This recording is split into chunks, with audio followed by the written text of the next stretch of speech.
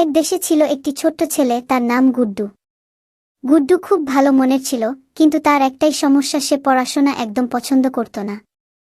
একদিন গুড্ডু ঘুরতে ঘুরতে গ্রামের পাশের জঙ্গলে চলে গেল। হঠাৎ সে দেখতে পেল একটি পুরনো গাছের নিচে চকচকে একটা কলম পড়ে আছে। গুড্ডু কলমটা হাতে নিতেই শুনতে পেল এক কণ্ঠস্বর, আমি জাদুর কলম, যেটা তুমি লিখবে সেটা সত্যি হয়ে যাবে। গুড্ডু খুব অবাক হল। সে মজা করে লিখল, আমার একটা চকোলেটের পাহাড় চাই। চোখের পলকে এক বিশাল চকোলেটের পাহাড় দাঁড়িয়ে গেল তার সামনে।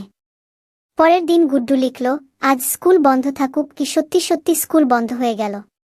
এরপর গুড্ডু প্রতিদিন নতুন কিছু লিখে মজা নিতে লাগল। কিন্তু একদিন সে লিখল, আমি আর কখনো স্কুলে যাব না। কি তখন হঠাৎ করে তার সব বই, খাতা, স্কুল ব্যাগ, এমনকি স্কুলটাও হাওয়া হয়ে গেল। সে খুব ভয় পেয়ে গেল। তখন জাদুর কলম বলল, জ্ঞান ছাড়া জীবন অন্ধকার। আমি আনন্দ দিতে পারি, কিন্তু শেখার পথ বন্ধ করলে আমি আর সাহায্য করতে পারব না। গুড্ডু বুঝতে পারল তার ভুল। সে তাড়াতাড়ি লিখল, আমার স্কুল ফিরে আসুক, আমি পড়াশোনা করতে চাই। সাথে সাথে সবকিছু আগের মতো ফিরে এলো। এরপর থেকে গুড্ডু নিয়মিত পড়াশোনা করতে লাগল। ভিডিওটা ভালো লাগলে অবশ্যই চ্যানেলটা সাবস্ক্রাইব করে নোটিফিকেশন অন করে দাও। অবশ্যই ভিডিওটা শেয়ার করে তোমার বন্ধুদের দেখার সুযোগ করে দাও।